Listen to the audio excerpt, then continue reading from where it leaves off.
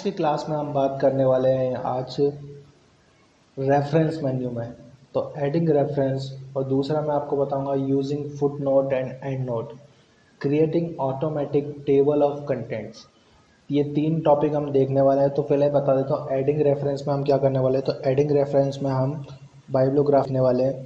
बाइब्लियोग्राफी होती क्या है यदि यह मैं आपको बता देता हूँ। तो यदि आपको एक शोध पत्र यानी रिसर्च पेपर लिखना हो तो आपको एक ग्रंथ सूची यानी बाइब्लियोग्राफी भी शामिल करने की आवश्यकता होती है। यदि यह आपको एक कार्य उद्धत पृष्ठ यानी उससे रिलेटेड एक पृष्ठ देती है जिसमें हम कह सकते हो कि हमारा कॉपीराइट या जो भी है कॉपीराइट या फिर आप कह सकते हो रजिस्ट्रेशन है आपका, ठीक है। संदर्भ और रेफरेंस की एक सूची शामिल करने के लिए कहा जाता है, जैसे कि किताबें, लेख या तक की वेबसाइट है जिनका उपयोग आप अपने पेपर को शोध करने और लिखने के लिए करते हैं। उसमें भी एक ग्रंथा सूची होती है जिसे बाइब्लियोग्राफी कहते हैं। तो बाइब्लियोग्राफी के बारे में मैं बताऊंगा आपको।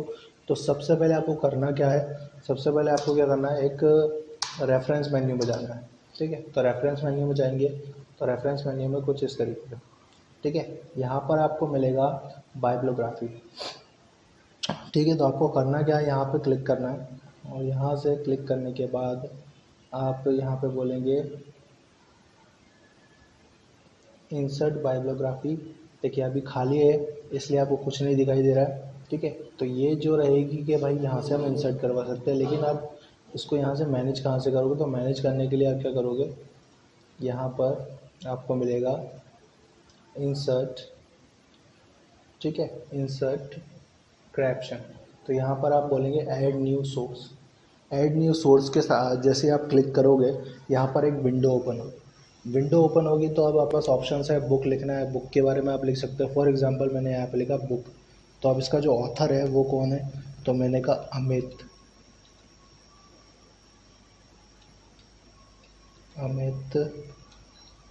वर्मा,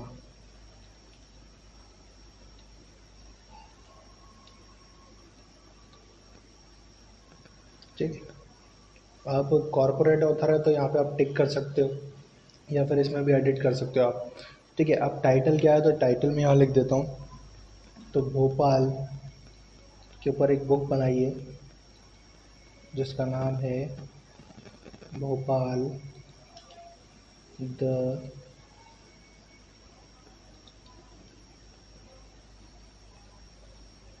सिटी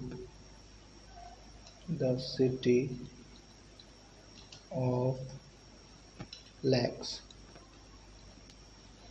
ठीक है। तो ये मैंने टाइटल दे दिया। अब किस ईयर में बनी, तो मैंने कहा 2016 में, ठीक है। सिटी कहाँ पर ये बनी है, तो मैंने कहा भोपाल में हमने मतलब राइट की गई। अब पब्लिशर कौन है, तो अब पब्लिशर जैसे मैंने यहाँ पे बोल दिया राज पब्लिशर, जिसने पब्लिश करी, ठीक है। तो यहाँ पे मैंने बोल दिया पब्लिशर,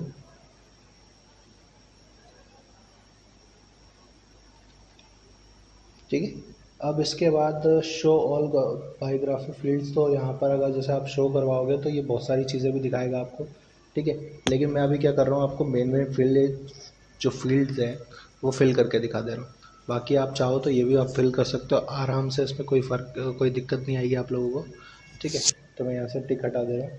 उसके बाद मैंने यहाँ पे बोला इसको ओके, ठीक है। तो ओके करके जैसे मैंने देखो मेरा डॉक्यूमेंट जहाँ पर ख़त्म होगा, जैसे मैं इसको इंसर्ट करूँगा एक शॉर्ट चीज़ तो मेरे पास आ गई वर्मा 2016, ठीक है।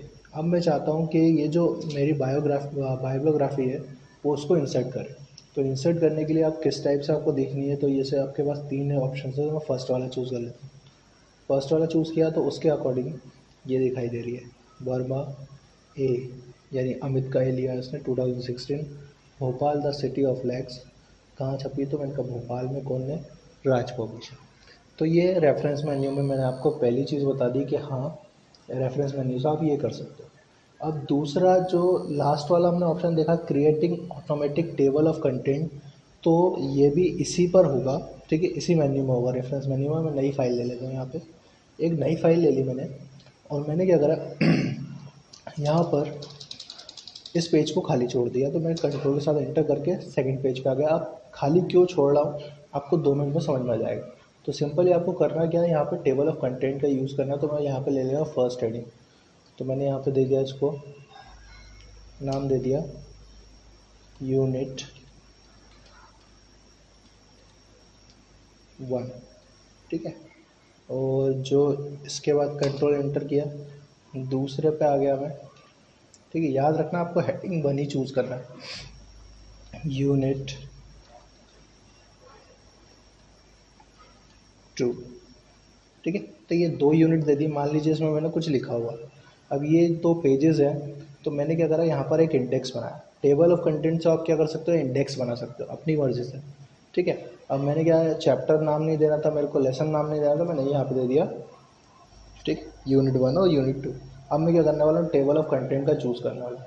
यहाँ पे टेबल ऑफ कंटेंट को चूज़ करूँगा, तो मैं यहाँ पे फर्स्ट वाले को चूज़ करने वाला हूँ। तो यहाँ से मैंने फर्स्ट वाला चूज़ किया, यहाँ पे देखिए ऑटोमेटिकली टेबल आ जाएगी।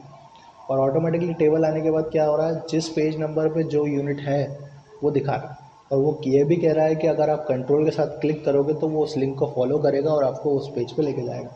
कहने का मतलब ये है कि इससे आप इंडेक्स बना सकते हो। आप 100 पेजेस की बुक लिखो, 60 पेजेस की लिखो, 70 पेजेस की लिखो, 200 पेजेस की लिखो, जहाँ पर आप यूनिट 1 या यूनिट 2 या फिर जो भी लेसन वगैरह लिख रहे हो वहाँ पर आप इसका यूज़ कर सकते हो, ठीक है। तो मैं क्लिक करके दिखाता हूँ आपको, ये देखिए, ठीक। इस तरीके से आप चाहते हो कंटेंट ना लिखा है यहाँ पे, तो आप चाहो तो यहाँ पे इंडेक्स भी लिख सकते हो, ठीक है। तो इस तरीके से आप ये कर सकते हो। नेक्स्ट टॉपिक है हमारा using foot note and and note. अब फुट नोट क्या होता है और एंड नोट क्या होता है, तो मैं आपको समझा देता हूँ। जैसे फुटर होता है वैसे ही फुट नोट भी होता है। अब फुटर क्या काम करता है कि वो उसके जो पेज ख़त्म होता है उसमें हेडिंग देता है, ठीक है। तो यहाँ पर भी ये सेम काम करता है।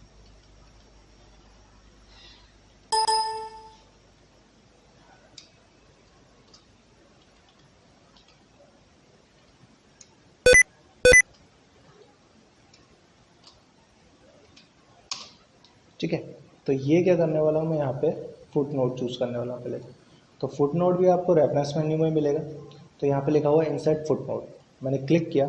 देखिए कर्सर मेरा भले ज़रूर यहाँ पे रखा हुआ था, लेकिन फुट नोट आएगा पेज के नीचे ही, यानी कि जहाँ पे पेज ख़त्म हो रहा है वो फुटर में ही आएगा। अब यहाँ पे लिख देता हूँ फुट नोट में गुड, ठीक है। तो ये जो है ना, जैसे यहाँ पर कर्सर मैंने रखा है तो यहाँ पर भी आपको दिखाई देगा कि फुट नोट में ये लिखा हुआ, ठीक है। अब मैं आपको बता देता हूँ इंसर्ट एंड नोट। तो एंड नोट क्या होता है, जहाँ पे जैसे मान लीजिए पैराग्राफ ख़त्म हो रहा है, मैंने यहाँ पे एक इंसर्ट एंड नोट दे दिया, गुड राइटिंग, ठीक है। तो ये गया दूसरे पेज पे, लेकिन वो अपनी मर्ज़ी से जाता है, ऐसा आप नहीं कर सकते उस पर, ठीक है। तो वहाँ पे जगह ना मिलने के कारण वो नीचे चला गया होगा, ठीक है। तो यहाँ पर आपको देखा गुड राइटिंग लिखा है। तो अब इंसर्ट एंड नोट और फुट नोट करते क्या है वो मैं आपको समझा देता हूँ। तो यहाँ पर इंसर्ट एंड नोट और फुट नोट आपने करके देख लिया कि भाई ये है क्या, ठीक है। अब मैं आपको बताता हूँ फुट नोट और एंड नोट करते क्या है।